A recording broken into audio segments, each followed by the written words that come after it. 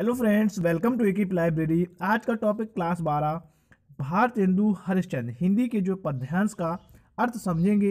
ये जो है भारतेंदु हरिश्चंद्र द्वारा जो प्रेम माधुरी है, इसका जो इम्पोर्टेंट टॉपिक है आने वाली बोर्ड परीक्षा के लिए। इससे जो है इसका पूरा अर्थ जानेंगे, क्योंकि इसका अगर अर्थ आएगा तभी आप जो है इसके क्वेश्चनों के आंसर दे पाएंगे।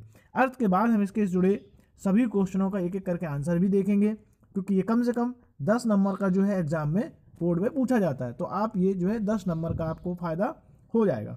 तो शुरू करते हैं। आगे दिया है, व्यापक ब्रह्म शबह थल पूरन है, हमहु पहचानती हैं। तो यहाँ जो है गोपियाँ कहती हैं कि हम परमात्मा की सर्वव्यापकता यानी कि व्यापक ब्रह्म का मतलब हो गया कि परमात्मा की सर्वव्यापकता के विषय में हम भी भली भांति परिचित हैं। हम जानती हैं कि परमात्मा जो है सर्वव्यापी हैं। वे जो है भली प्रकार से सभी जगह जल थल में जो है विद्यमान हैं। पै बिना नंदलाल विहाल सदा हरिचंद न ज्ञान ही ठानती।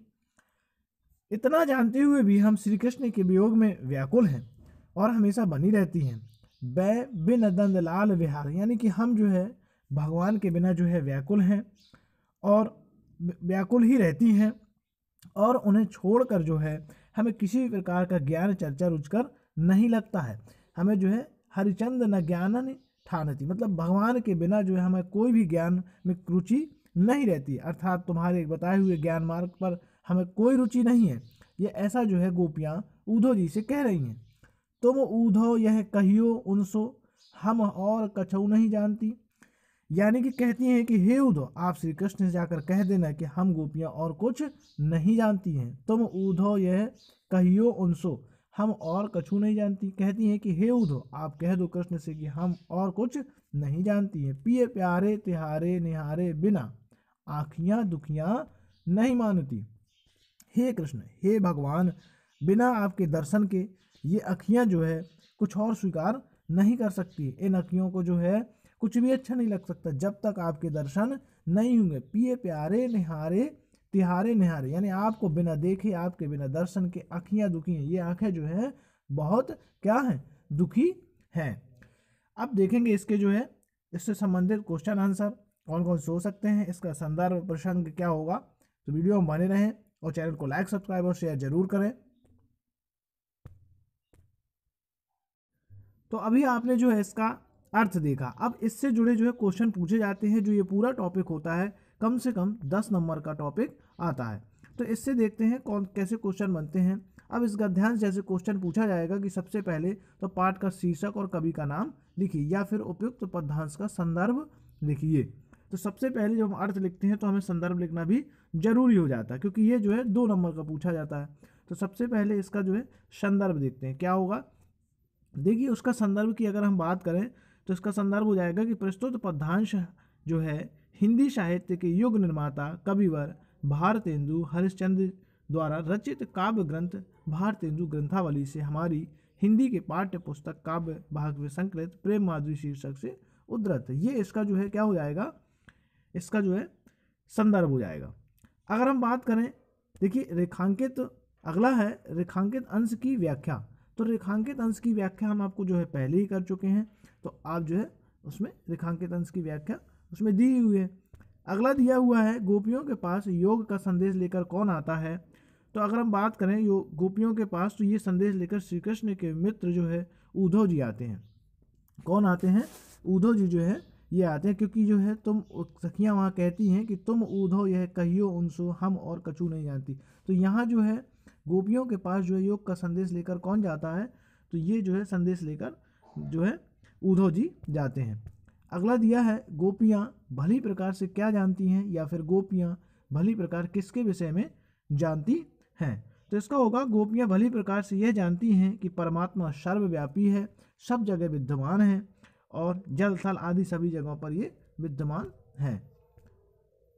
अगला क्वेश्चन इसका बनेगा, दिया है गोपियाँ किसके वियोग में दुखी रहती है और उन्हें क्या अच्छा नहीं लगता है। तो गोपियाँ जो है भगवान कृष्ण के वियोग में दुखी हैं और वो जो है उन्हें उनके बिना दर्शन के कुछ भी अच्छा नहीं लगता है। अगला है, गोपियाँ उद्धव से श्री कृष्ण के पास जाकर क्या कहने के लिए कह रही हैं। तो जो है गोपियाँ उधर श्री कृष्ण के पास जाकर ये कहने कर रही हैं कि वे ज्ञान मार्ग की कोई बात नहीं जानती, उन्हें दुखियारी आंखें श्री कृष्ण के दर्शन चाहती हैं। आप उनसे श्री कृष्ण से कहिए कि वो हमको दर्शन दे। अगला है गोपियाँ व्यापक ब्रह्म को किस रूप में मानती हैं। तो गोपियाँ सदैव जो है कृष्ण को जो है किस रूप में मानती है, व्यापक ब्रह्म को संपूर्ण जल थल में व्याप्त मानती है, क्योंकि भगवान सब जगह व्याप्त है। कहाँ है, जल और थल में सब जगह व्याप्त है। फिर अगला दिया है गोपियाँ सदैव किसके बिना बेहाल रहती हैं। तो गोपियाँ सदैव जो है किसके, भगवान कृष्ण के बिना जो है बेहाल रहती हैं। अगला है गोपियाँ उद्धव से क्या कहती हैं। तो गोपियाँ जो है उद्धव से यही कहती हैं कि आप जाकर श्री कृष्ण ने कह देना कि हम उनके बिना हमें कुछ भी अच्छा नहीं लगता है, उनके दर्शन के बिना हमारी आंखें जो हैं अधूरी हैं। श्री कृष्ण आंखें हमारी दुखी हैं, हमें उनके दर्शन के अतिरिक्त तो कुछ भी अच्छा नहीं लगता है। यह है अगला दिया है कि इस पद्यांश में प्रयुक्त छंद का नाम लिखना है, यानी कि जो अभी पद्यांश पढ़ा है इसका छंद क्या है। तो इसमें जो है सवैया छंद का प्रयोग किया गया है। किस छंद का प्रयोग हुआ है कि सवैया छंद का प्रयोग किया गया है। अगला है कवि ने ब्रह्म का स्वरूप किस प्रकार व्यक्त किया है। कवि ने ब्रह्म का स्वरूप इस प्रकार व्यक्त किया है कि वह सारे जल थल को अपने में व्याप्त किए हुए हैं, यानी कि पूरे जल थल जो है कहाँ है, सब जो है ब्रह्म यानी ईश्वर में ही व्याप्त है। अगला है गोपियाओं का दुख क्या है, गोपियाओं का क्या दुख है। तो इसका जो हो जाता है गोपियाँ दुखी हैं कि उनका हृदय और उनकी आंखें वश में नहीं है। वे श्री कृष्ण के क्या चाहती हैं, वे श्री कृष्ण के दर्शन चाहती हैं, बिना उनके दर्शन के नहीं रह सकती हैं। उनकी आंखें उनके दर्शन को तरस रही हैं। अगला है किसको छोड़कर किसे ज्ञान चर्चा रुचिकर नहीं लगती है। तो इसका जो है नंदलाल को छोड़कर गोपियों को जो है ज्ञान चर्चा रुचिकर नहीं लगती, यानी किसको छोड़कर, तो कृष्ण यानी भगवान को छोड़कर। और किसे ज्ञान चर्चा नहीं लगती है रुचिकर, तो गोपियों को जो है ज्ञान चर्चा रुचिकर नहीं लगती है।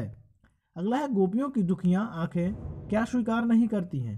तो गोपियों की जो दुखियां आंखें हैं वो प्रीतम श्री कृष्ण के जो है दर्शन जो है बिना दर्शन के अतिरिक्त उन्हें कुछ भी स्वीकार नहीं है।